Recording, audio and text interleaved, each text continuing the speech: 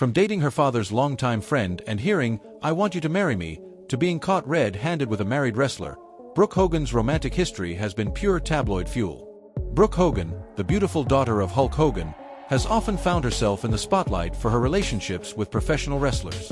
One of the most talked about was her involvement with Bubba Ray Dudley. This relationship began as a storyline but became real, at least for a time. Mark Lomonaco, better known as Bubba Ray Dudley or Bully Ray, had a romantic connection with Brooke that gave wrestling fans one of the most memorable angles in TNA history.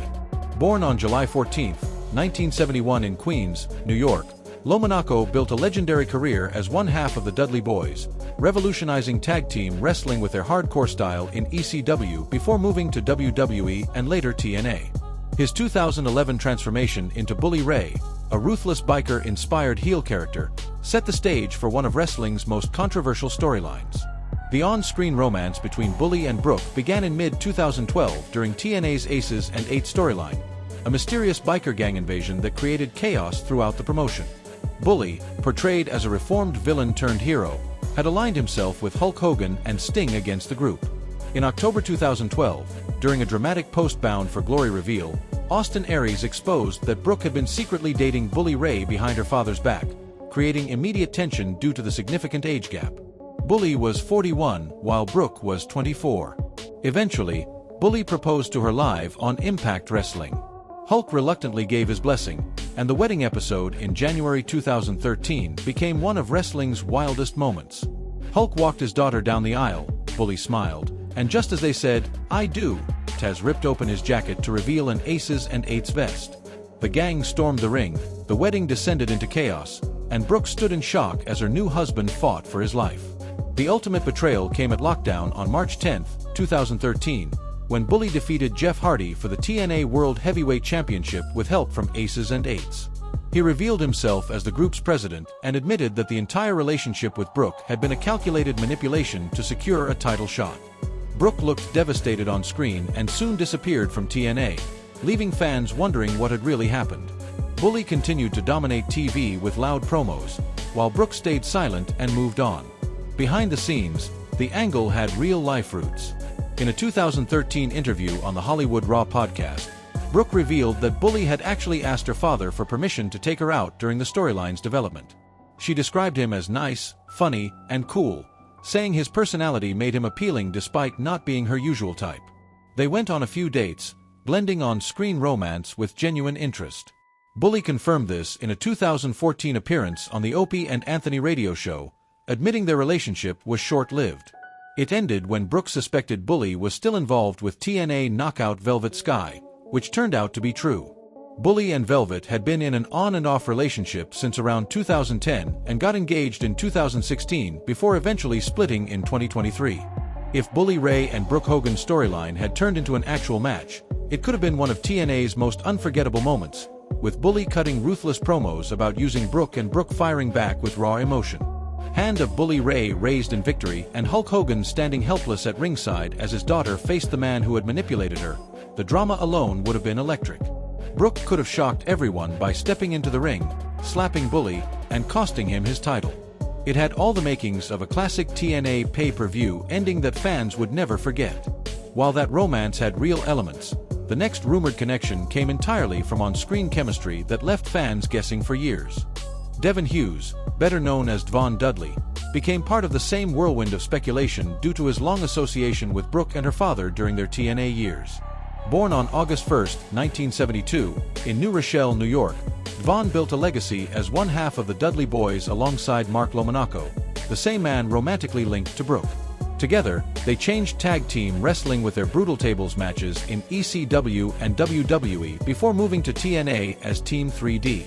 By the time Brooke joined TNA in 2012, the Dudleys were established legends and Hulk Hogan was deeply involved in the company's creative direction. That overlap meant everyone spent a lot of time together both on and off screen. Brooke's arrival as the Knockouts executive placed her in constant contact with both Bully and Devon. While Bully's romance with her dominated storylines, Devon's character served as a loyal ally, often appearing in the background during Hogan family segments. As the Aces and Eights story grew, Devon appeared beside Brooke more often, from backstage moments to ringside protection scenes. Fans noticed his protective body language, which sparked rumors of something more. The fact that Devon and Bully's on-screen brotherhood mirrored their real friendship only fueled speculation, with some joking that the Dudleys shared everything, even affection for the same woman. Behind the scenes, Devon and the Hogan family had a close and genuine bond.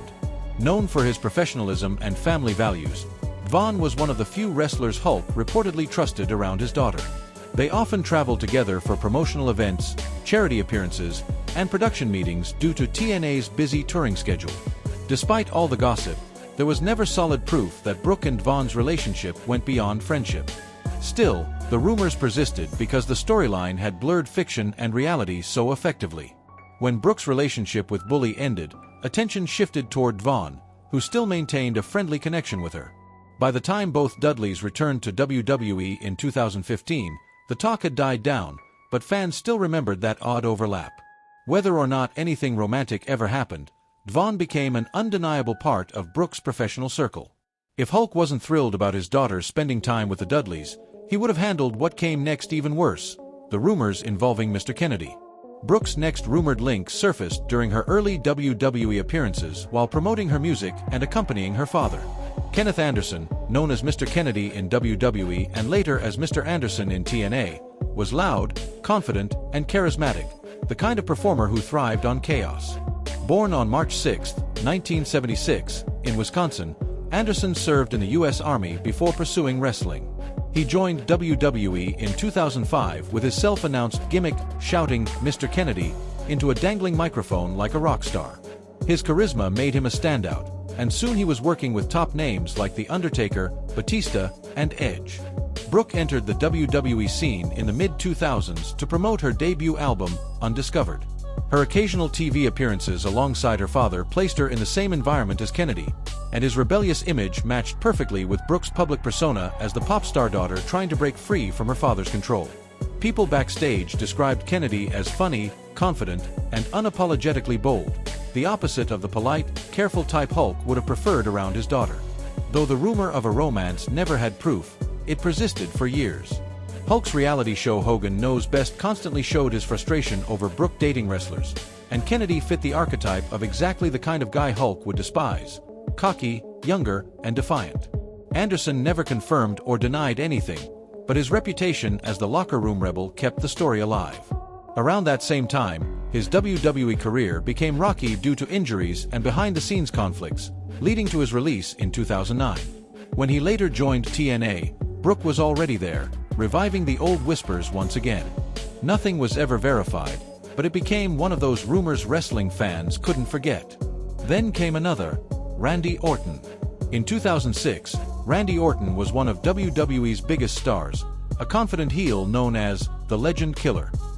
He was also the last person any protective father wanted near his daughter. During a backstage segment on Saturday Night's Main Event in July 2006, Orton flirted with Brooke right in front of Hulk, sparking instant tension and giving WWE a perfect hook for a feud. The angle escalated into a full-blown storyline leading into SummerSlam, with Orton mocking Hulk's age and hinting that Brooke deserved someone younger and better. The feud became a masterclass in blending fiction with reality. Brooke appeared on screen as the embarrassed daughter caught between her father's temper and Orton's arrogance, while tabloids suggested the flirtation wasn't entirely scripted. Off-camera, reports indicated the two were friendly but never romantically involved. Still, the chemistry was so convincing that fans believed the gossip. At SummerSlam 2006, Hulk defeated Orton cleanly, ending the feud but not the rumors.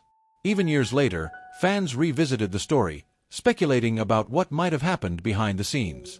If Hulk thought watching Orton flirt with his daughter on national television was bad, the next rumored connection would have been far worse: a monstrous twist involving none other than Abyss. When you think of Brooke Hogan, you don't exactly picture her getting mixed up with a guy who wrestled covered in blood, chains, and barbed wire. But that's exactly what fans started whispering about during her TNA run.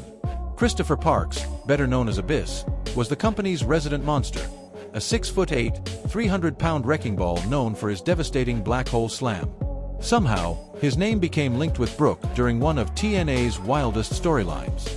The connection began in 2010 when Hulk Hogan joined TNA and handed Abyss his WWE Hall of Fame ring in a dramatic segment, claiming it would give him power. That mentor-student relationship placed Abyss squarely in the Hogan family circle. Fast forward to 2012, when Brooke joined TNA as an on-screen executive overseeing the Knockouts division. Around that time, Abyss began switching between his monstrous persona and his alter ego, Joseph Park, a mild-mannered lawyer, both played by the same man. It was bizarre, it was pure TNA, and it led to several moments where Brooke and Abyss, or Joseph, worked closely together. Their on-screen interactions during the Aces and Eights storyline only added to the gossip. Abyss was often shown protecting Brooke after Bully Ray's betrayal, stepping in during chaotic brawls and intense segments. Fans noticed the subtle details, the lingering looks, the gentle tone, a reassuring hand on her shoulder that didn't seem entirely scripted. Off-camera, Chris Parks was known as a quiet, intelligent, and thoughtful person, the total opposite of his in-ring character. Brooke, meanwhile, was trying to prove she belonged in the wrestling industry beyond her famous last name.